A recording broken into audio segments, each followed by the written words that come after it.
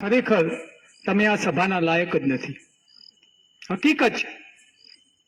શું પડી છે આ લોકોને કે તમારી દીકરીઓ બચાવવા માટે તમારું સ્મમાન બજારમાં ના ખોરવાઈ જાય એના માટે આ મહેનત કરે છે ને આપણે અહીંયાથી એક આંગળી પકડીને દીકરીને નથી લાવી શકતા. કોઈ ફરક નહીં પડે, મારે કોઈને આમાંથી વેવાઈ નથી કરવાના. એ ના ફરક પડે તો મને કોઈ વાંધો નથી, પણ કડવો જ છું ને હકીકત છે. અને આનો જ લાભ આ વિધર્મીઓ ગણીએ કે અસામાજિક તત્વો ગણીએ કે લુખોએ ઉઠાવે છે. મારી નજર સામે દીકરીઓ અહીંયાથી એક્ટિવા લઈને જાય છે. કદાચ અહીંયા બેઠેલા લોકોને આટલી વાત સમજાય છે, અહીંથી થોડી દૂર પણ આ વાત જાય છે અને એમને સમજાય છે કે મારા દીકરીઓ માટે વાત કરવા આવે છે. મારે દીકરો નથી, મારે દીકરો છે, દીકરી નથી. પણ મેં આનું મથાળું આપ્યું છે કે દરેક દીકરી મારી દીકરી સમજી અને આ અભિયાનમાં જોડાયો છું. ઘરના તાળાની ચાવી લોક મારીને આવું છું. મારું ઘર છેલ્લે વગડામાં છે. છેલ્લે વાઈફનો ફોન આવું છું કે 12 વાગે પહેલા આવું છું, બીક લાગે છે.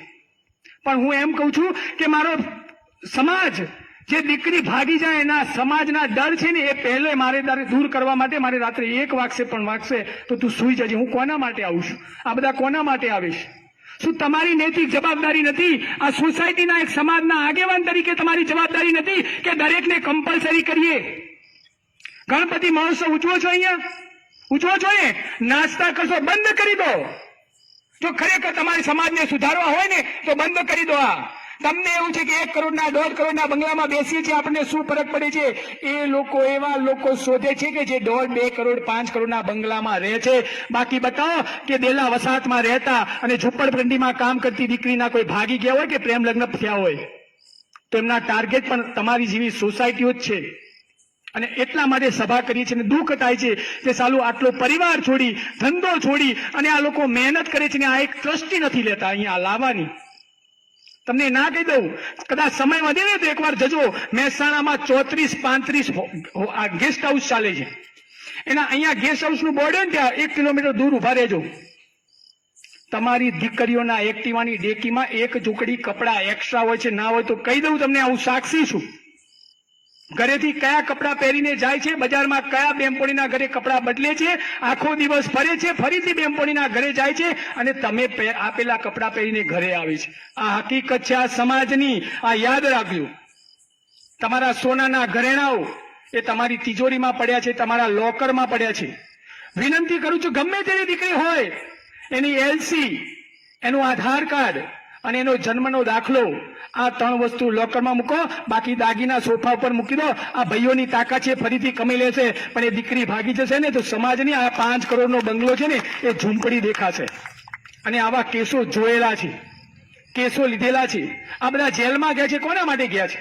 મારા ઉપર કેસ ચાલે છે, કોના માટે ચાલે છે? મારા માટે. એકય કેસ મારા પરિવાર માટે નથી. સમાજની દીકરી, સમાજને કે અન્યાય થયો હોય ને એના માટે છે. જે પણ અહીંયા આયોજન કરે છે ને, ગણપતિ નવરાત્રીનું આયોજન, એક દિવસ એનું સેશન રાખો. અહીંયા બધા બેઠેલા છે, અમારી જરૂર નથી. તમારે બોલી શકો છો દીકરીઓ વિશે, નથી બોલી શકતા. કોઈ મા બાપ ખરાબ નથી, કોઈ દીકરી ખરાબ નથી. તમે માનો કે તમે આજે કોઈ સત્સંગી વ્યક્તિ જોડે બેસશો ને તો 1 મહિનો, 2 મહિનો, 3 મહિનો પછી એ સત્સંગમાં જોઈન થઈ જશો. તમે કોઈ ચોર જોડે બેસશો ને તમને વિચારો ચોર જેવા આવશે. તમે એક રાજકારણ જોડે બેસશો ને તો તમારા વિચારો રાજકારણ થઈ જશે કે હું પણ નગરપાલિકામાં ચૂંટણી લડું. અને તમારી દીકરી કોની જોડે બેસે છે? આમાંથી કેટલા મા બાપ એમ માને છે કે મારી દીકરીના મોબાઈલનો પાસવર્ડ મને ખબર છે? હાથ અધર કરો. જઈને ઘરે જઈને મોબાઈલ પેલા તોડી નાખો કાં તો પાસવર્ડ લો. અને આવી તાકાત ના હોય ને તો દીકરી જન્મવા માટે તમે લાયક નથી. અમારા શબ્દો કડક છે પણ કડવા છે તો સાચા છે. તમારી દીકરીનો પાસવર્ડ મોબાઈલનો કેમ ખબર ના હોય? મારો દીકરો છે 11 વર્ષનો, જોઈ લો મારા મોબાઈલમાં. એની યુટ્યુબની લિંક અને મારા યુટ્યુબની લિંક સેમ છે. એ યુટ્યુબમાં નાનો કાર્ટૂનનો વિડીયો જોયે ને તો પણ મને બતાવે કે એને શું જોયું છે. દીકરો છે તો પણ હું ચિંતા કરું છું.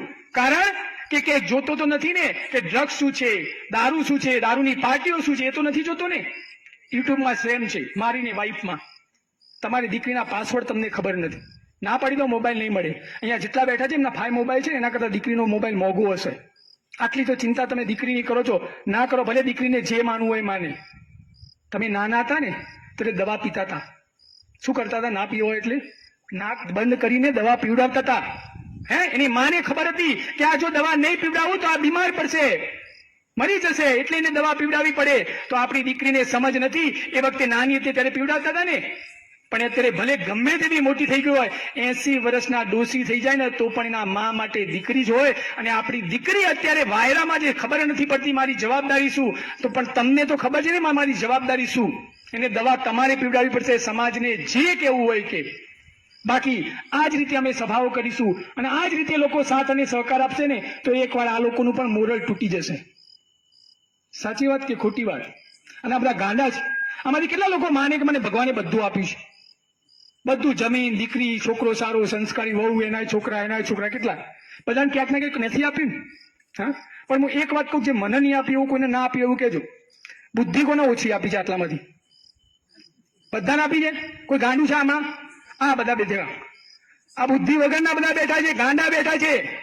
એટલા માટે તો તમારી દીકરીઓ બચાવવા આવે છે. બધી બાકી ડાયા લોકો તો બંગલામાં એસીમાં જઈને ટીવી જોવે છે. આ બધાને ભગવાને બુદ્ધિ ઓછી આપી છે અને ગાંડા છે ને એટલે સમાજ માટે દોડે છે. બાકી ડાયા લોકો દોડતા નથી. તમને પણ મેસેજ વાંચ્યા પછી ક્યાંક ચિંતા થઈને એટલે તમે આવ્યા છો, એટલે તમે ગાંડા જ છો. બાકી ડાયા લોકો આવતા નથી. તો દરેક બહેનોની વિનંતી છે, આપણે પણ એક ગ્રુપ બનાવીએ